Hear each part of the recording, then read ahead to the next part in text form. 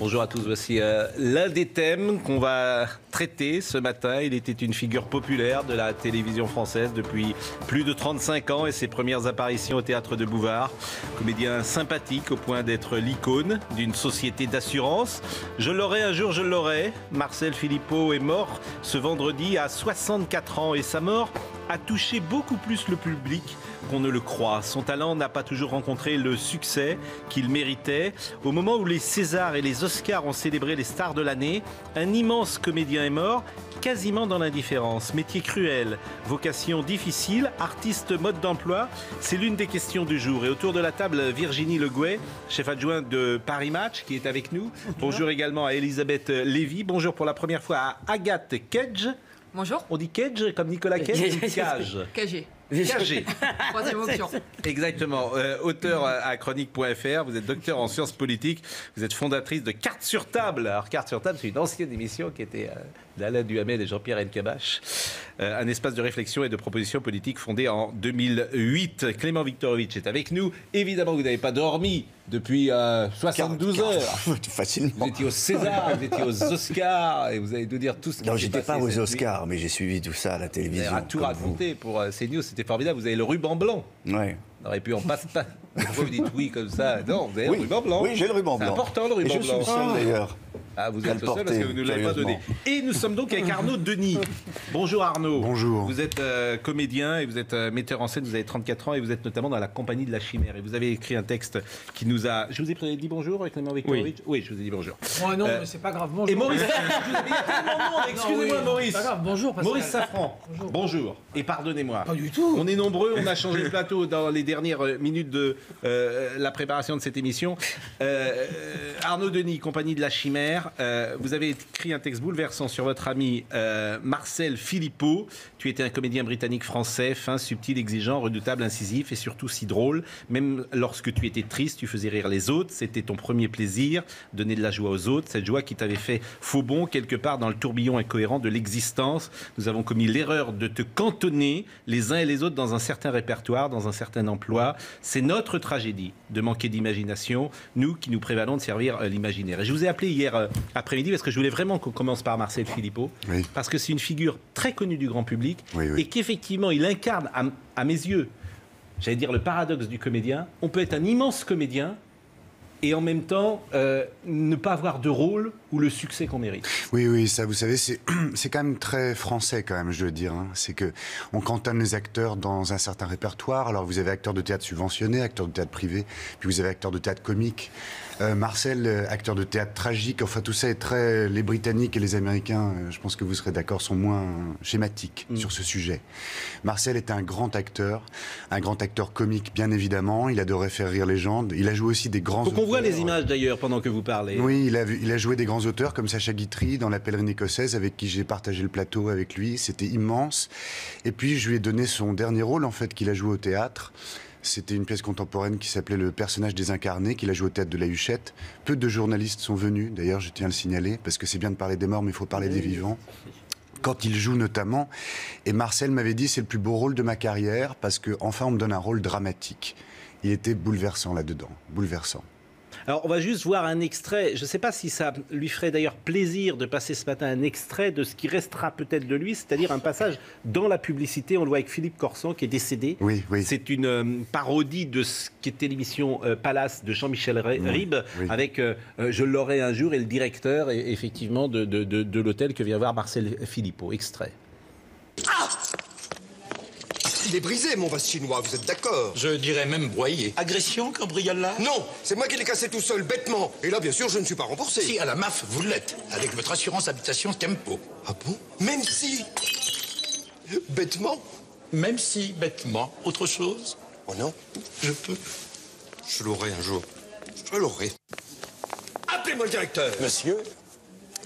J'ai trouvé que la télévision lui avait assez peu rendu hommage ce week-end. non, mais Et Oui. la presse également, Arnaud Denis. Oui, personne n'en a parlé, aucun JT, c'est bien, vous le faites, je vous en remercie.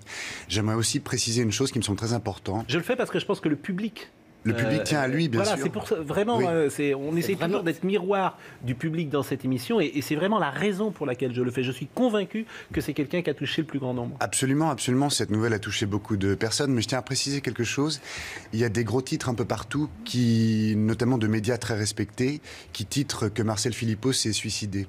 Ils n'en savent rien. Alors vous êtes journaliste, c'est votre métier, ça n'est pas le mien. Je croyais en école de journalisme qu'on devait vérifier ses sources au moins 1 ou 2 fois avant d'annoncer quelque chose. Là, il y a quelqu'un ou quelques personnes qui ont tweeté que c'était un suicide. Évidemment, comme une déferlante sur tous les médias. On titre, sauf Le Monde, quelques journaux. Sinon, tout le monde s'est permis de mettre ce gros titre sans en savoir rien. Je trouve ça scandaleux parce que moi, j'y étais. C'est moi qui l'ai trouvé, avec Marie-Caroline Burnat, qui est une de ses amies de longue date, qui s'est occupée de lui toute sa vie. On sait qu'il luttait contre une dépression. Il s'est battu comme un lion jusqu'au bout. On a essayé de lui redonner un peu de joie de vivre ces derniers temps, mais rien n'y faisait. Il décrochait totalement. Mais pour l'instant, il y a une enquête en cours. Qui a pris soin d'appeler le médecin légiste en charge de l'enquête? Personne. Donc on lance des choses sur un titre, un tweet, hein, et ça fait de l'information. Ça, je ne comprends pas comment on fonctionne aujourd'hui, comment on relaie l'information aujourd'hui. Quand vous dites c'est vous qui l'avez trouvé, c'est-à-dire que c'est vous qui êtes entré chez lui, peut-être parce que vous n'aviez pas de nouvelles ou qu'il ne répondait pas? On n'avait plus de nouvelles depuis 4-5 jours. Il avait perdu son téléphone, ce qui n'a pas arrangé les choses. On n'a pas pu rentrer chez lui parce qu'il avait laissé la clé à l'intérieur. On l'a retrouvé dans son lit. Bon, les pompiers nous ont pas laissé rentrer. On l'a retrouvé dans son lit. C'est le vendredi dernier où vous êtes allé finalement dans l'appartement parce que oui, vendredi après-midi, on avait un mauvais pressentiment. Oui, on avait un mauvais pressentiment. On savait qu'il allait mal depuis quelque temps, mais on ne sait pas si c'est un arrêt cardiaque. On ne sait pas si. Voilà, on sait qu'il luttait contre une dépression depuis un bon moment, mais on avait des projets ensemble. On avait des projets ensemble. Il devait retravailler assez vite et c'était quelqu'un qui savait, il savait quand ça montait, hein, quand il avait une crise ou quand. Et puis tout de suite, il allait. Moi, il m'a promis de se faire hospitaliser. Il me l'a promis quelques jours avant qu'on l'ait retrouvé. Voilà. Mais nous n'en savons rien si c'est un suicide ou pas. Moi, la police judiciaire m'a dit. On vous appelle et puis on vous tient au courant. Voilà. C'est une information qui est venue télescoper les Césars et les Oscars. Et c'est une réflexion sur le métier de comédien. C'est aussi une réalité. Elisabeth Lévy. Non mais vous avez dit tout à l'heure, c'est le paradoxe du comédien. En réalité, c'est un paradoxe très fréquent dans beaucoup de professions.